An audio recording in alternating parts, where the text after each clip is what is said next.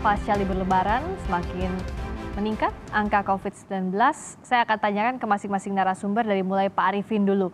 Pak Arifin, kan kalau kenaikan ya sudah pasti akan terjadi keniscayaan kalau kita lihat dari faktanya. Tapi agar tidak terlalu naik tajam, apa yang bisa dilakukan sebenarnya Pak Arifin? Ya, karena ini sudah terlanjur naik, ya ini harus dilakukan pengereman. Saran kami tentunya karena prinsip pengendalian penyakit menular ini kan memang mengurangi kontak orang dengan orang. Intinya itu saja. Bagaimana caranya ya? Salah satunya pembatasan pergerakan manusia, mobilitas orang. Ya seperti PSBB contohnya, diperketat kembali. Mungkin untuk 1 minggu, 2 minggu ke depan ini benar-benar dilakukan. Mungkin bisa juga PPKM mikro bisa juga dilakukan di Jakarta dengan ketat, pengawasan dengan ketat. Dan mungkin tempat-tempat yang terutama menimbulkan kerumunan orang yang banyak seperti mungkin ya tempat wisata yang bersifat umum dan luas tempatnya dan masyarakat yang banyak berkunjung itu untuk sementara ini mungkin 1 minggu ke 2 minggu ke depan ini untuk mengendalikan biar tidak naik kembali harus dikendalikan. Mungkin dibatasi atau mungkin bahkan ditutup dulu sementara. Mungkin saran kami itu karena apapun yang dilakukan kalau hulunya tidak dikendalikan, tentunya kita di sini sebagai hilir akan menerima efek-efek dari hulu tersebut. Semakin orang mobilitas semakin tinggi, pergerakan manusia semakin sering ketemu dengan orang dan tidak pernah tahu bahwa orang itu positif atau negatif, itulah sebenarnya mengapa protokol kesehatan itu harus dilaksanakan dengan baik dan benar. Jadi membatasi mobilitas tadi, setuju Pak Daud dengan kuncinya. PSBB atau juga PPKM mikro dalam 1-2 minggu ini Pak Daud? Setuju? Ya, saya setuju, Mbak. Jadi betul yang disampaikan Pak Arifin bahwa yang namanya fasilitas kesehatan rumah sakit itu adalah benteng terakhir gitu. Jadi yang pertama tadi misalnya sekarang kita lagi PPKM. Saya berharap PPKM ini betul-betul bisa dilaksanakan secara optimal sampai tingkat RT gitu ya. 5M lah, 5M betul-betul gitu.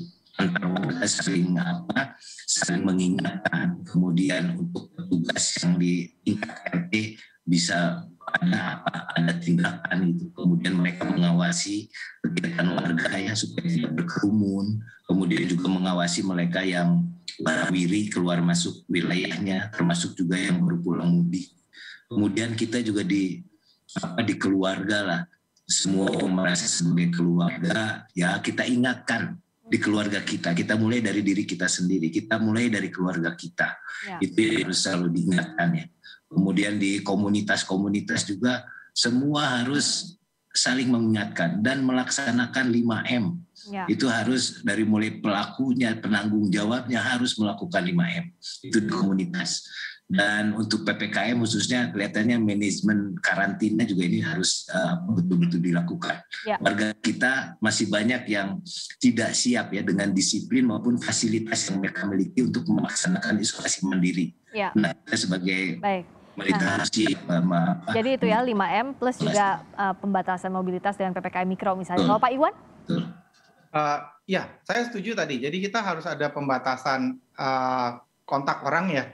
Dengan cara tadi PSBB, PPKM mikro gitu ya. Kemudian juga ketaatan terhadap protokol kesehatan ini harus ditingkatkan lagi karena kita sudah lihat banyak menurun.